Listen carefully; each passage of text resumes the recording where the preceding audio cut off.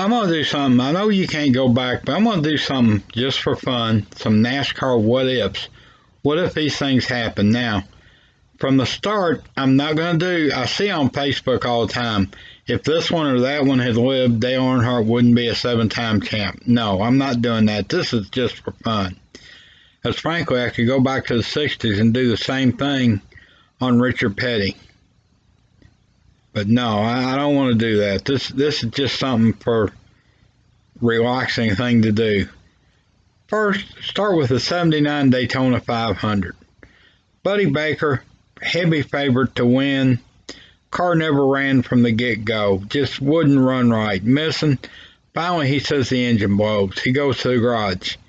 Team gets the car back to the shop, switches over to the backup ignition system, fires it up, it runs good. In fact, I think they used the same engine later, may have won races with it.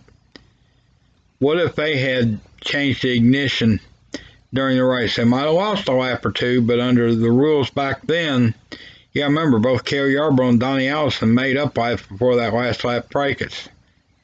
So who knows what could have happened. And get this, on that finish, under today's rules, Richard Petty's not the winner. A.J. Foyt is. A.J. Foyt kind of forgot where he was racing when the yellow come out, backed off. USAC rules, you didn't race back to yellow like you did NASCAR at the time. But Petty took advantage, and Darrell Waltrip took advantage of the rules. You can't blame them.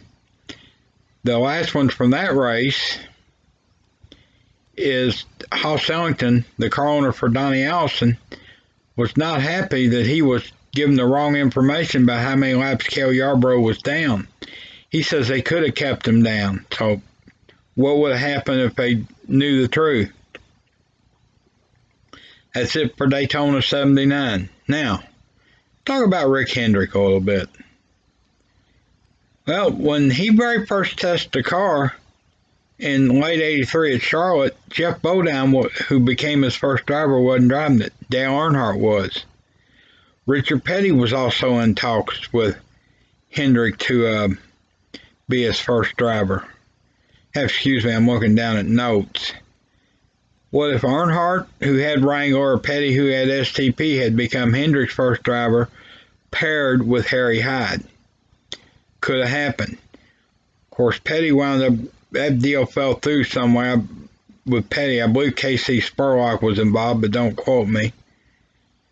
And he went to Mike Curb. Earnhardt wound up going to Childers for a Hall of Fame career. Now, staying with Hendrick for just a moment, what if in early 1984 Hendrick had said he's quitting? All-Star Racing at the known time, he said, I can't do this no more. Harry Hyde goes to Rick Hendrick and said, let's go to Martinsville. One more race. Jeff Bodine's so good there.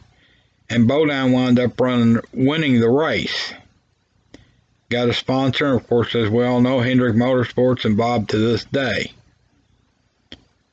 Could there almost been hardly ever heard of Jeff Gordon or Jimmy Johnson if Hendrick Motorsports doesn't come in existence? Next, let's talk about Joe Gibbs a little. Joe Gibbs, when he had a rough debut when he come into Cup racing. Dale Jarrett was the driver that crashed a couple cars at Daytona. What if he went to Norm Miller of Interstate Batteries and said, hey, let's hang it up? But he didn't, and of course we all know Joe Gibbs is still involved. It could have happened. Now, here's one that could have made for an 8-time champ. In the 89 Wilkesboro Fall race, Dale Earnhardt and Ricky Rudd got together and spun out, allowing, I think, Jeff Bodine to win the race. Okay. What if, and this was not Earnhardt's nature, what if he had let Bodine go, finished second? He would have, on paper, it would seem he would have been the champion that year. He didn't lose by very many points, but you gotta remember, the points races could have played out different, but that is always, as an Earnhardt fan, stuck in my craw that if he'd let him go, and if you would go back and watch some full races in later years, you might notice Earnhardt doing a little more points racing. They didn't like to admit it, but I believe they were. Yeah, he liked to win, no doubt about it, but if you can't win, if you can finish third, fourth, fifth, or sixth under the old point system, which was the best one, I don't mind a few more points for winning, but just chase and coming down to one race, forget it. Could have been an 8-time champ, a legitimate 8-time champ, not with the chase. Now, I like Jimmy Johnson, but it just gave me an idea for another vlog, but I've got to do some research first, so it'll be a while. Okay, let's talk about the 92 Firecracker 400. Richard Petty's last season as a driver. One of the few times he had a good, capable of winning car. Well, back then, that whatever day July 4th was on, that's what, and it was run at 10 or 11 o'clock in the morning, so it got hot by the end of that race. And Petty had some health problems even then, and he got overheated and called for a relief driver. Well, Dale Earnhardt was the first car out of the race. Well, the first thing the crew sent out a call, Dale Earnhardt, are you still here? Of course, they wanted him to go into the King's car. Well, Dale Earnhardt had left the speedway. They have a tunnel. He had left, either went in the airport, got in the car, and drove back to North Carolina, whatever, but which is not uncommon. Drivers do that. What if Dale Earnhardt had stayed and gotten Richard Petty's car, which I believe was still on the lead lap then? Granted, they'd been at the back of the field, but who better to take a car from the back to the front than Dale Earnhardt? I mean, 17th to first in 4 or 5 laps at Talladega in his last win. Could have happened.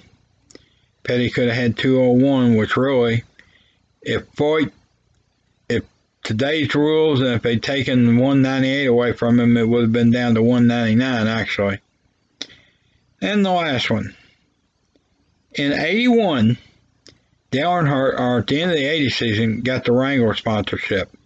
Junior Johnson was losing his sponsor, Busch Beer, and driver Cale Yarborough. Well, Dale Earnhardt had just beat him for the championship, driving for an upstart team owner out of California named Rod Osterlund. I heard that Junior Johnson wanted Earnhardt if he could bring Wrangler. What if he's already a champion? What if he went to Johnson? I also heard that in 86 and/or 87, Junior Johnson was ready.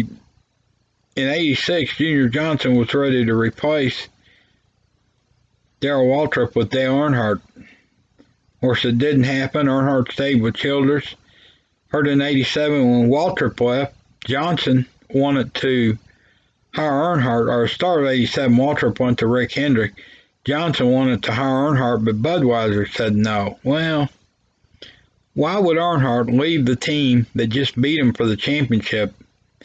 To me, that's taking a step down, because except for the next 10 years after that, except for 92, the Childers team was way ahead of the Johnson team. And I guarantee you, Dale Earnhardt would not have liked it when Johnson went to Fords. He did not care for Fords. He drove for Bud Moore for 2 years. He respected Bud Moore, but he wanted out of the Fords. That's just been some fun little what-ifs. Now, I know they didn't happen, couldn't happen. That's just my take on it.